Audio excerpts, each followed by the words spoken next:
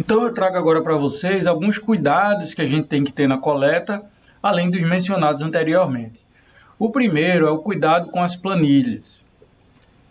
Dentro da maioria das empresas que a gente passa, onde não tem estruturada a gestão de indicadores, a gestão de coleta de dados para que possa prover a informação para os indicadores de forma rápida, a gente encontra esses erros no que a gente chama de modelagem de dados.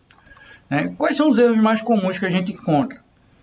Quando a gente tem, por exemplo, uma planilha por mês. Então, por exemplo, se eu vou medir todos os produtos que eu vendi, aí eu crio uma planilha para janeiro, uma planilha para fevereiro, uma planilha para março e assim sucessivamente.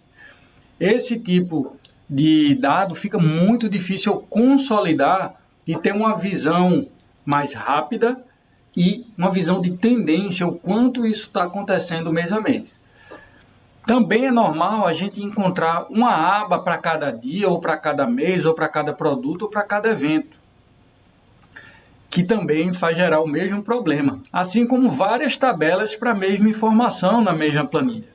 Então eu trago aqui um exemplo de uma planilha, que eu encontrei numa empresa, onde a gente tem, na gestão de materiais, eu tenho uma tabela para caixas, uma tabela para cintas, uma tabela para embalagens plásticas, onde na verdade a gente possui as mesmas informações.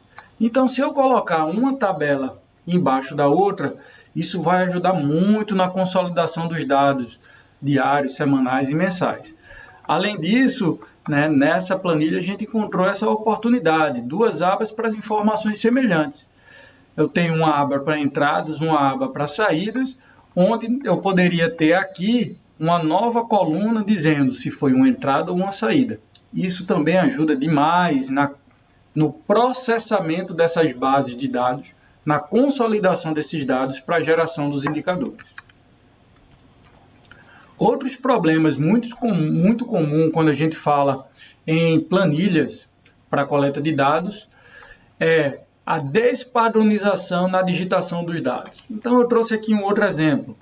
Então imagina que eu tenho um produto, que o nome oficial é Arra Suites, tá?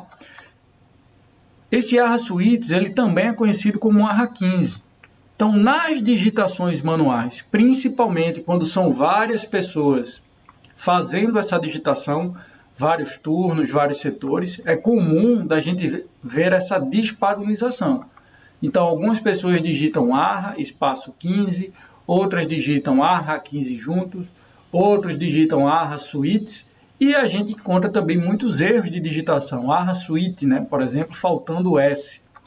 Quando a gente vai consolidar esses dados, cada entrada diferente ele vai considerar como uma informação diferente.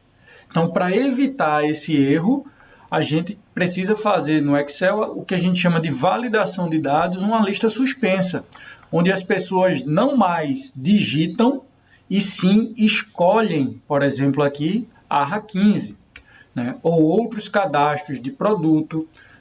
Quando a gente fala em materiais dentro de uma empresa, todos os materiais ou SKUs deveriam ter um código. Então fica muito mais fácil o gerenciamento por código e listas suspensas do que de fato uma digitação manual. A quantidade de erros que a gente encontra é enorme.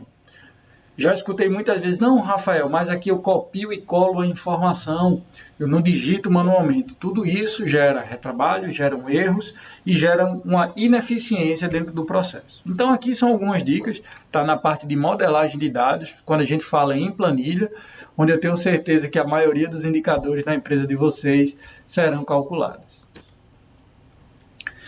E aí eu trago aqui para finalizar essa aula, algumas armadilhas na interpretação desses indicadores definidos e principalmente nos dados coletados.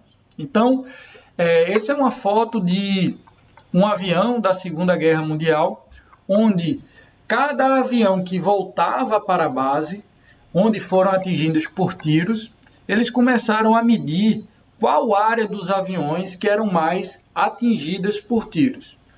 Com que intuito? O que é que eles pensaram?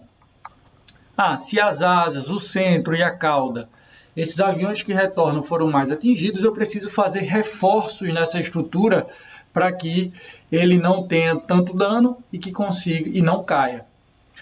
E aí, um outro engenheiro falou, pessoal, a interpretação não é bem essa. Os dados aqui são os mesmos, mas a interpretação que a gente deveria dar é: esses aviões que voltaram com tiro nessas áreas, eles conseguiram voltar. Então, na verdade, esses pontos em branco é onde a gente devia reforçar. Porque se um tiro, por exemplo, atingir uma hélice, provavelmente esse avião não volta para a base. Então, a análise ela é invertida. Eu estou coletando dados onde foram atingidos e aviões voltaram, então eu tenho que reforçar exatamente onde não existem tiros, porque esses aviões não voltam. Então, perceba como o mesmo dado pode gerar interpretações diferentes e a gente gastar recursos em locais onde não deveriam. Então, é super importante, claro, a gente coletar dados, a gente ter indicadores, porém, a interpretação correta desses dados, que muitas vezes parece óbvia, precisa de um outro entendimento. Então, muito cuidado para não cair nessas armadilhas no seu dia a dia.